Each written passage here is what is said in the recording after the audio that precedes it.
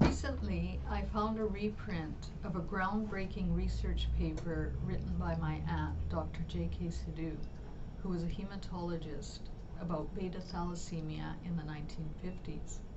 I have attempted to update her original research in the context of modern genetics. Welcome to this presentation that is dedicated to her. Historically, most invaders have entered India through the northwest corridor of the subcontinent. It has been proposed that the first invaders of the Punjab in India were the Aryan tribes between 2000 and 1500 B.C., sharing a common place of origin and prehistory with the Iranians. However, there is virtually no archaeological evidence to support this claim, only an Indo-European language, Sanskrit, and some genetic studies. The first evidence of a historical invasion occurs circa 500 BC from the writings of Greek historians who mention a Persian kingdom in northern India when Darius the Great added northwestern India to his empire. Following the Indian exploits of Alexander the Great in 325 BC, various Greek satraps and kings governed over the Punjab region for a period of 150 to 200 years. After the Greeks, various nomadic Iranian-speaking Scythian tribes from Central Asia were the next set of conquerors to enter the portals of northwest India between 50 BC and 150 AD. These Scythian hordes intermarried with the Greeks in the Kanishka era of the Kushanas, the easternmost Scythian tribe to enter India with distinctly Turkic cultural elements. The Gandhara style of sculpture, which was heavily influenced by the Greek school, flourished during this period in northwest India, and coins were minted depicting Greek gods. Starting in the second millennium BC, invaders of the Punjab and northwest India included the Turks, Pathans, and the Mughals. Then the Sikhs emerged as a significant political power in northwest India in the 18th century, culminating with the empire of Ranjit Singh, who annexed parts of Afghanistan.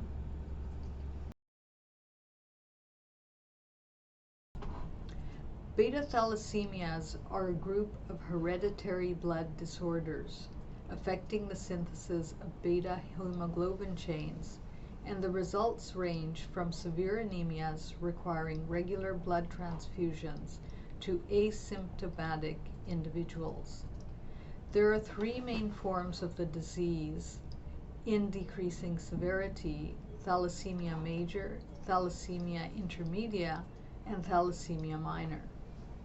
Frequency of this disease is 1 in 10,000 in the European Union and 1 in 100,000 throughout the rest of the world. It is also known as Mediterranean anemia, since it is common among Greeks, Italians, and other Mediterranean peoples. In developing countries where diagnosis of thalassemia major can be delayed, clinically, children may display growth retardation, pallor, jaundice, poor musculature, leg ulcers, and skeletal changes, among other symptoms. In developed countries where blood transfusions may be implemented sooner, patients can develop iron overload-related issues. The effects of thalassemia major on the body are multifaceted and extremely complex. Treatment involves regular blood transfusions and iron chelation. Complications can include increased transfusion requirements, fever due to a variety of bacterial infections, back pain due to osteoporosis, and other unexplained pains. India has a large beta thalassemia burden, and there are an estimated 100,000 patients with the syndrome. But in the absence of national registries of patients, the exact numbers are unknown. Recent studies estimate the average prevalence of beta thalassemia carriers between 2.78 and 4%.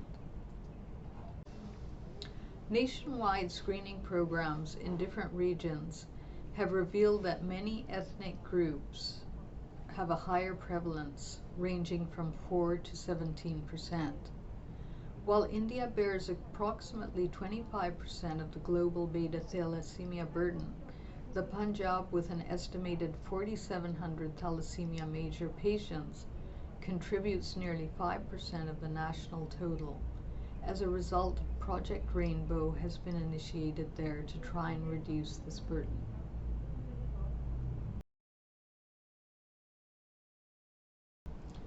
Beta-thalassemia is prevalent in regions where malaria is endemic, and it confers an adaptive advantage against infection characterized by the partial or total reduction of beta-globin chains in the adult hemoglobin A molecule. Beta-thalassemias are caused mainly by point mutations and more rarely by deletions in the beta-globin gene on chromosome 11, leading to reduced or absent synthesis of beta hemoglobin chains. The transmission of this genetic trait is usually autosomal recessive. Beta thalassemia is mainly caused by non-deletional defects of the beta globin gene, mostly single-base substitutions. More than 180 mutations have been identified and classified.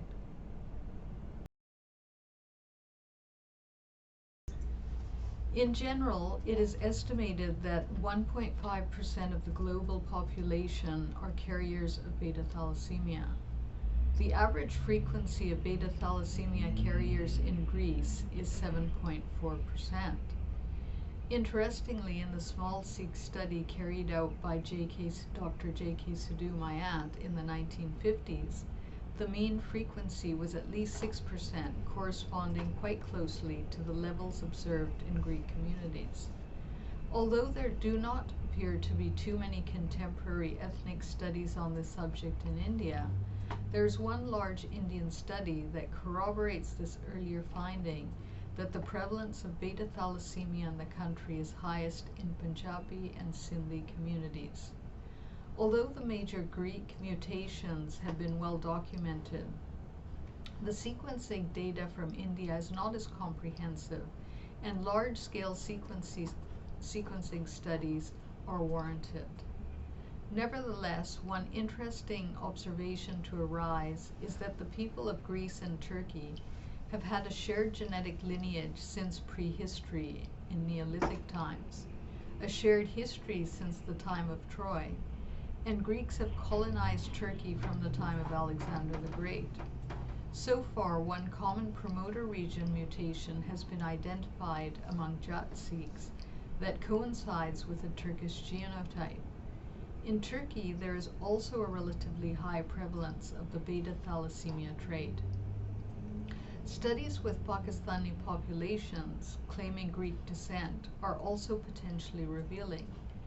Using genetic distance Y haplotype measures sensitive to recent events, the lowest distances were observed between Pathans and Greeks, providing strong evidence for a European origin for a small percentage of the Pathan Y chromosomes. A close genetic affinity has also been found between Jat and Afghani populations, particularly Pathans, since they share a joint culture and history. So far in India, it has been established through genetic studies that there are 5 common mutations which account for between 80 to 93% of all beta thalassemia mutations, and 5 less common mutations, including the Turkish mutation prevalent among Jat Sikhs. The results suggest relatively recent and local origins for most beta thalassemia mutations.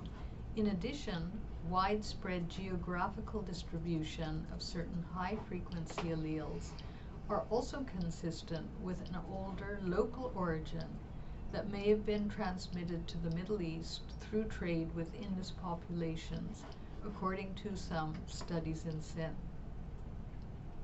Thus, it is highly likely that altogether the beta thalassemia mutations on the Indian subcontinent reflect considerable ethnic diversity.